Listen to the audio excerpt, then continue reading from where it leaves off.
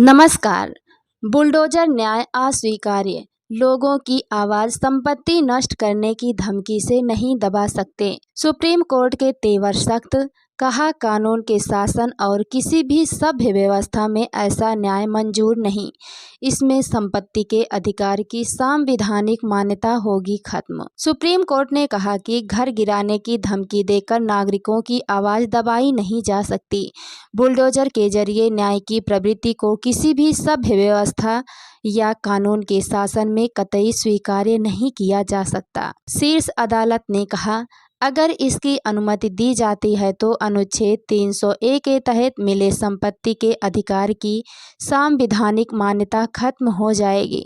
अगर किसी विभाग या अधिकारी को मनमानी व गैरकानूनी व्यवहार की अनुमति दी जाती है तो इस बात का खतरा है कि प्रतिशोध में लोगों की संपत्तियों को ध्वस्त कर दिया जाएगा।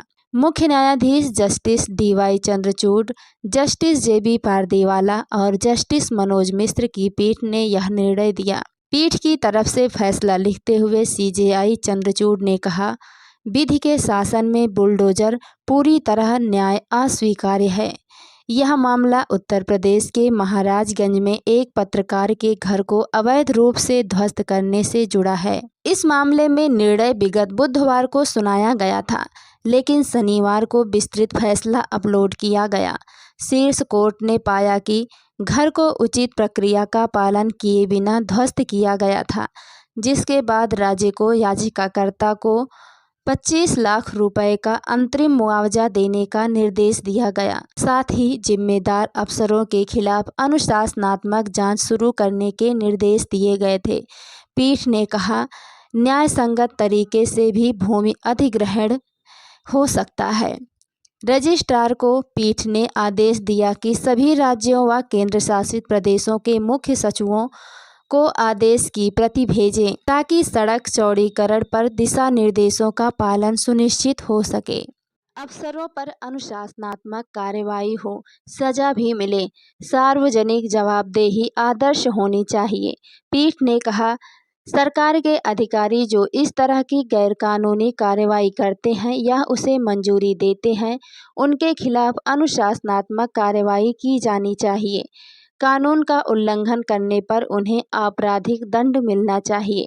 सरकारी अधिकारियों के लिए सार्वजनिक जवाबदेही आदर्श होनी चाहिए। सार्वजनिक या निजी संपत्ति के संबंध में कोई भी कार्रवाई कानून की उचित प्रक्रिया द्वारा समर्थित होनी चाहिए।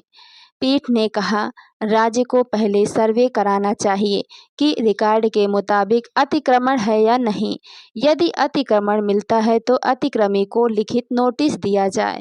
संबंधित व्यक्ति का जवाब आने के बाद आगे की कार्रवाई की जाए। घर व्यक्ति के पास अंतिम सुरक्षा। शीर्ष अदालत ने कहा, किसी भी व्यक्ति के पास जो अंतिम सुरक्षा होती है वह उसका घर है। कानून निसंदेह सार्वजनिक संपत्ति पर अवैध कब्जे व अतिक्रमण को उचित नहीं ठहराता। नगर पालिका कानून और नगर नियोजन कानून में अवैध अतिक्रमण से निपटने के लिए पर्याप्त प्रावधान है। अदालत ने कुछ न्यूनतम सीमाएं निर्धारित की हैं, जिन्हें कार्रवाई से पहले पूरा किया जाना चाहिए। पीठ ने कहा, अतिक्रमण या अवैध निर्माण को हटाने के लिए भी राज्य को कानून की उचित प्रक्रिया का पालन करना होगा। इस मामले में सरकार राजमार्ग के चौड़ीकरण के लिए दस्तावेज दिखाने में विफल रही।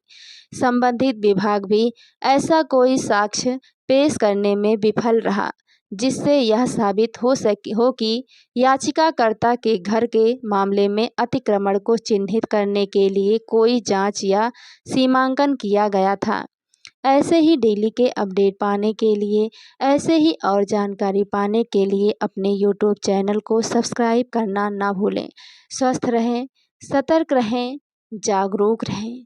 धन्यवाद।